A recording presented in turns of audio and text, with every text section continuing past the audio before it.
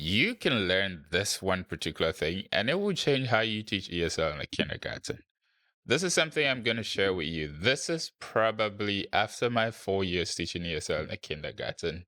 This, I would say, is my biggest discovery and the thing that I pride my whole experience on. And I'm going to talk about that with you. I've actually shared the kind of a bit of this in the course, and those who of you who have watched or are still watching, you get to it eventually.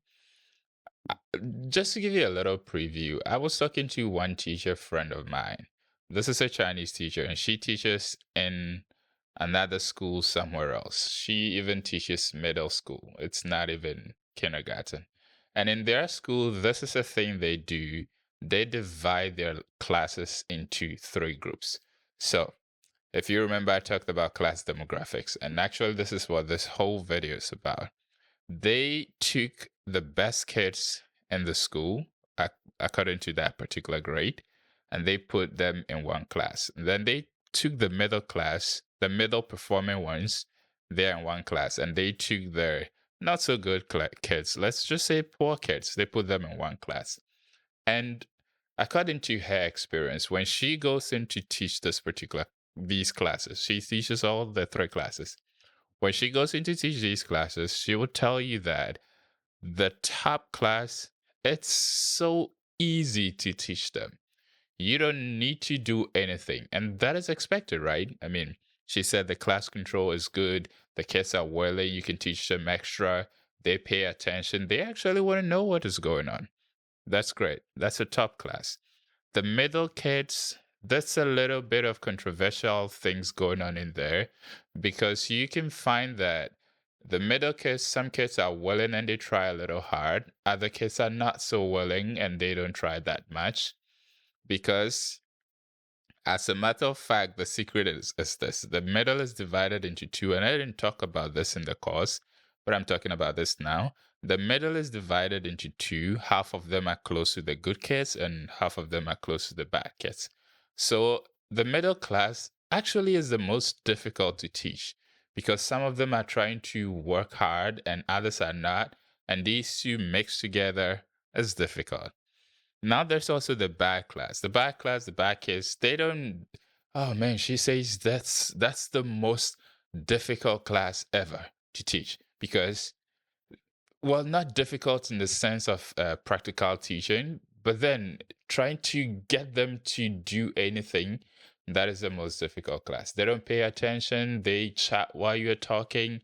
You cannot get anything done in that class. At the end of the day, no matter how hard you try, they're still at the same level.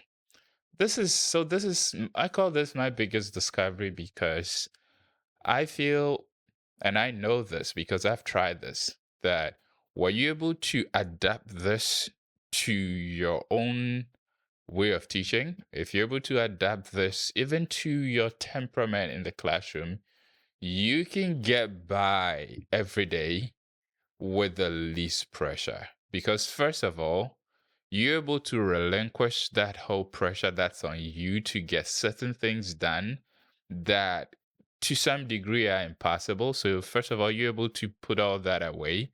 Secondly, you know where to focus your energy and attention, and you can have the best impact in class. So, I'm going to just go over again. Class demographics, I would say, is my greatest discovery in in in school, in my teaching career. You need to understand this. Whenever you go to teach a class, and let's assume in a normal kindergarten session or place, they're not going to divide it into three classes. But then know that all these three kids, they're bundled up together. So basically, you have the very good, actually, it's supposed to be a slope from up to down, top to down, like that. You have really good, and it kind of slopes down to really poor kids.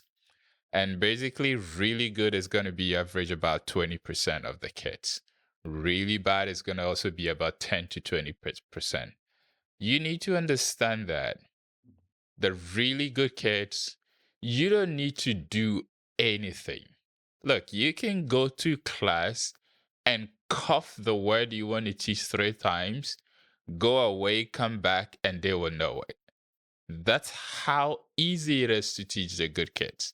You want to figure out who in your class is in this category, because these kids, they will give you energy, they will give you motivation during your lesson, they will let you feel good about yourself in class. And that's a fact.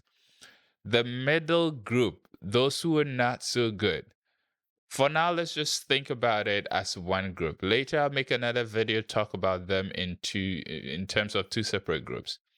What you need to understand is that this is the group you want to focus a lot of your attention on. Why?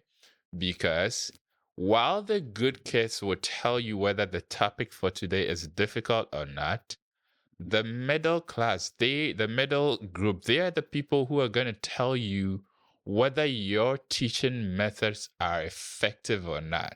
So, teacher, when you're going to teach and the 20% are good, and when you subtract the 20%, majority of the kids don't get it, then you need to do something about your teaching method. You need to start modifying things. You need to find a new way to, maybe play games, maybe do something in your class. You need to understand that. You don't need to care. Not as a mean person. Let's just understand that.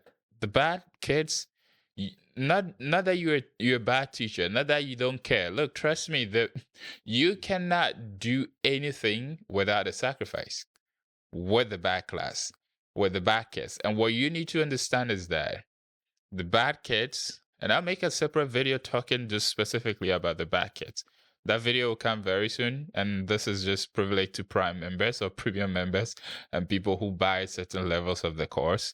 You need to understand that the bad kids, the bad kids who don't pay attention, there's absolutely nothing you can do. And I'm not gonna be like completely obnoxious and think that they are doomed or something. That's not what this is about. This is actually relative. And to be honest, it's put it into perspective. We're talking about learning and class discipline and stuff like that. So just focus on the middle group. Just keep your eyes, just cross check with the top kids. Make sure they're learning. Focus a lot of your methodology on the middle group.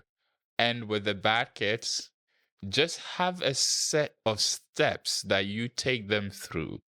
For instance, every lesson, I'm going to let all the bad kids recite the word 3 times. I'm going to find a way to send a message to their parents to let them know this is what we learned in class. Just do your due diligence. Be responsible to them, not responsible for them. That's one of the things one of my mentors say all the time. I'm responsible to you. In other words, everything I need to do, I will do it. But I'm not responsible for you, because that's a part you need to play yourself. And therefore, I will not take upon myself that responsibility that you're supposed to shoulder by yourself. So think about it this way. I'm summarizing. I'm just saying that. Understand this when you go into your classroom. There are 3 categories of kids: those who help themselves, those who help, those you help, and those you cannot help.